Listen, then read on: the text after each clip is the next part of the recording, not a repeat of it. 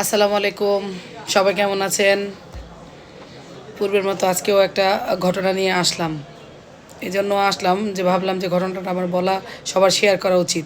টিকটকে যতগুলা কমেন্টস আছে দেখা যায় যে কেউ বলছে যে হাসব্যান্ড তার খোঁজ খবর নিচ্ছে না, ভরণ-পোষণ দিচ্ছে না, নির্যাতন করছে।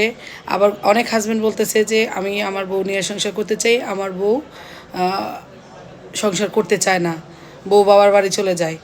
হুম, এই এই হ- এই দুই রকমের প্রবলেমটা কিন্তু প্রতিনিয়তই আমি দেখছি কমেন্টে। এখন গতকালকে আমাকে আর্মিতে জব করে এক ভাই আমাকে কল দিল। তার সে কি করবে? সে আমাকে তার লাইফ হিস্ট্রিটা বলল। তার লাইফ হিস্ট্রিটা ছিল যে আসলে আমি একটা ঘটনাটা বলার আগে আমি একটু বলি যে আসলে এরকমই কিন্তু যাদের হাজব্যান্ড ভালো থাকে তাদের ওয়াইফ সমস্যা, আবার যাদের ওয়াইফ ভালো থাকে তাদের হাজব্যান্ড সমস্যা। যারা ভালো তো ভালোই, তাদের কোনো প্রবলেম নাই, কিন্তু যাদের সমস্যা হয় তারা এই জিনিসগুলো থেকে মানে পার পায় না। ওইরকমই ভাইটা খুব ভালো, আমি তার সাথে কথা বললাম, সে তার লাইফ হিস্ট্রি সমস্তটাই আমাকে বলল। তার একটা বাচ্চা আছে, ছেলে বাচ্চা। দেখেন, তার যখন বিয়ে হয়, তে প্রেম করে বিয়ে করে নাই, তার যখন বিয়ে হয় পারিবারিকভাবে মেয়েটা গান গাইতো। তো এটাও তো তার একটা যোগ্যতা, তাই না? তো গান গাইতো। তো সে বললো যে ঠিক আছে গাইবা, তুমি গাও, নিজস্ব কোনো প্রোগ্রাম হলে গাইতে পারবা, কিন্তু বাইরে তোমার অত গাইতে হইব না, কারণ আমি তো তোমাকে চালাবো, সবটাই তো আমি তোমার করব, তোমার ভরণ পোষণ সব আমি করব। এটা বিয়ের আগেই কিন্তু বলে নিছে বাবা মার বাসা থেকে যে ঠিক আছে গান গায় গাক, দরকার ছাড়া না। খুব বেশি মানে আছে না যে বিভিন্ন প্রোগ্রামে শোতে এরকম না, ওই রকমও না, নর্মাল গানই জানে সে, যেটা বলল। যাই হোক, তার পোস্টিং হয় অন্য জায়গাতে।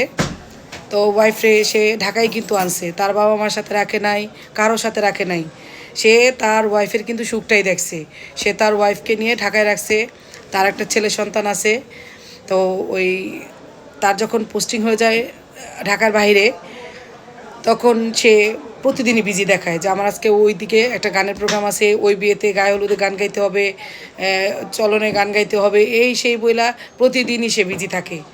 তখন হাজব্যান্ডের সন্দেহ হইল যে প্রতিদিন আবার ঢাকা শহরে এত বিয়ে কোত্থেকে আসে, আমিও তো থাইকে আসছি, কই এরকম তো কেউ, আর সে এরকম তো কেউ মানে গানের প্রোগ্রামে বা বিয়ের প্রোগ্রামে তো এরকম কেউ এত গানের শিল্পী খোঁজে না। মাসে এক দুইটা চারটা হইতেই পারে, কিন্তু প্রতিদিন লাগাতার এটা তো হইতে পারে না। তার সন্দেহ লাগলো। সে তার ওয়াইফরে ফোন দিলে বলে যে না, আমি আজকে ওই বাসায় এই জায়গাতে আমি গায়ে হলুদের অনুষ্ঠানে আসছি গান গাওয়ার জন্য। মানে খুব নামি দামি শিল্পী হয়ে গেছে সে, এরকম বোঝাইতেছে। আসলে সে ওই রকম নামি দামি শিল্পী না। এখন তার সন্দেহ হইতে লাগলো যে নিশ্চয়ই অন্য কিছু। তারপরও সে তার স্ত্রীকে কিন্তু জিজ্ঞেস করছে, বিশ্বাস স্থাপন করছে স্ত্রীর প্রতি, যে যাক আমার একটা সংসার, আমার সন্তান আছে। তো ফেসবুকেই সে যখন তার স্ত্রী সম্পর্কে খোঁজ নিবে, যে আমাকে যে খোঁজ নিতে হবে সে প্রতিদিন কিসের প্রোগ্রাম করে, তার আগেই হাজব্যান্ডের পরিবার বা ওই স্ত্রীর পরিবারের লোকজন ফেসবুকে থাকে না, তো ওই ফেসবুকের এক ফ্রেন্ড বলতেছে যে ভাবিকে তো দেখলাম আজকে শো করতেছে। তখন সে বলল যে কোথায় শো করে? বলে শেরাটনে দেখলাম, শেরাটনে বারে সে গান গাইতেছে, যারা মদ টদ খায় নেশা পানি করে সেখানে যে আপনার ওয়াইফ প্রতিদিন গান করে, এবং তার নাম একটা, সে ওইখানে আরেক নামে পরিচিত। এটা শুনে তো সে মানে মনে মনে হলো যেন তার আকাশ মাটিতে ভেঙে পড়লো এরকম। যাই হোক, সে তারপরও তার ওয়াইফরে কিছু বলে নাই, ওয়াইফের সাথে সে ভালো ব্যবহার। তখন সেই ওই শেরাটনে সেই যার মাধ্যমে এই প্রোগ্রাম অ্যারেঞ্জ হয়, ওই ওই লোককে সে ফোন দিল, ফোন দেওয়াতে বলল, তখন বলল যে ঠিক আছে স্যার, আমি আমি তাকে আমাদের এই প্রোগ্রাম থেকে মানে ছাঁটাই বিদায় করে দিচ্ছি, আমি তাকে আমাদের এইখানে আর গান গাইতে দিব না। তখন সে কী করলো, বাসায় চলে আসলো, এবং তার স্ত্রী ওইখান থেকে আসার পরে বলল যে তুমি প্রতিদিন কোথায় কোথায় যাও? বলে না, আমি কোথাও যাই না, আমি তো এই প্রোগ্রাম ওই গান গাই।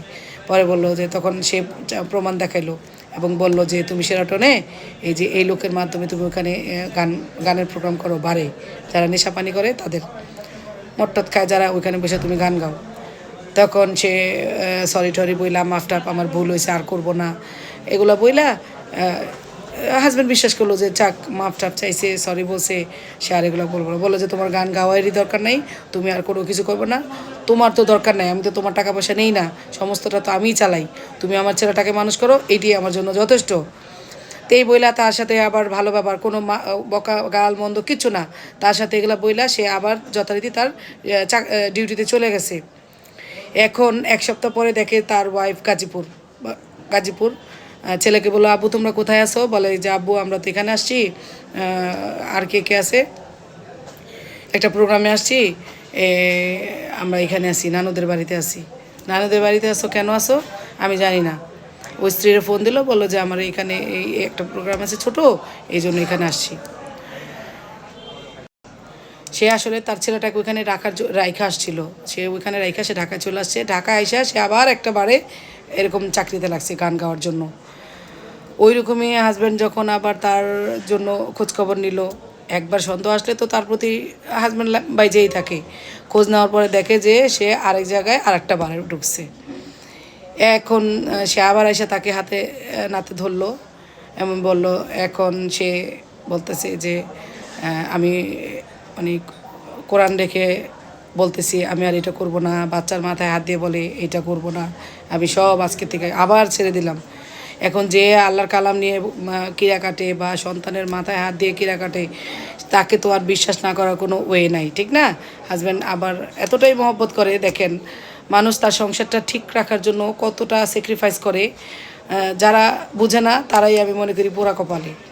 তো ওই সে চলে গেল, ওইভাবে তার ডিউটিতে আবার চলে গেল।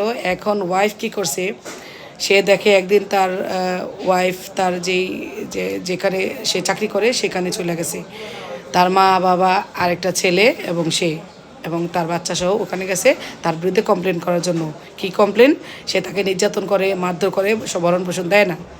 এখন তার ইউনিটিতে তো তার অনেক নাম, সে 5 ওয়াক্ত নামাজ পড়ে, তাহাজ্জুদ পড়ে, ভদ্র একটা ছেলে। ওইখানে যে ভালো তার একটা সুনাম থাকে না যার যার কর্মক্ষেত্রে।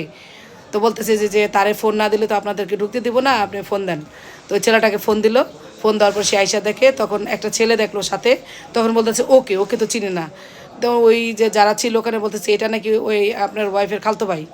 তখন বলতেছি এত খালতো ভাই দেখছি, এই খালতো ভাই তো আর দেখিনি কখনো, এই কেন ঢুকবে? আমার পরিবারের লোক ছাড়া সে ঢুকতে পারবে না। এখন ওয়াই বলতেছে না আমি আমার মামা নিয়েই ঢুকুম। এখন সেই খালাতো ভাই মামা হয়ে গেল, মামা নিয়েই ঢুকবো। যাই হোক, বোর সাথে তো আর পারে না সে, তারপর তাদের ঢুকতে দিল। ওইখানে কেন আসছে? সে কমপ্লেন করতে আসছে, সে নাকি তাদের কাছে যৌতুক চায়, তাকে নির্যাতন করে এবং তার বিরুদ্ধে তার চাকরি খাওয়ার জন্য ওখানে চলে গেছে।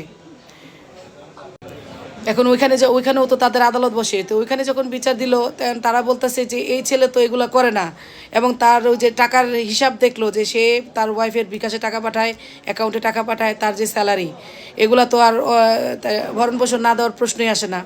ছেলেটা তো বাবাকে দেখে এখন বাবার কাছে থাকবে। সে কি করলো, তখন দেখলো যে ওইখানে সে কোনো কিছু টিকতে পারলো না।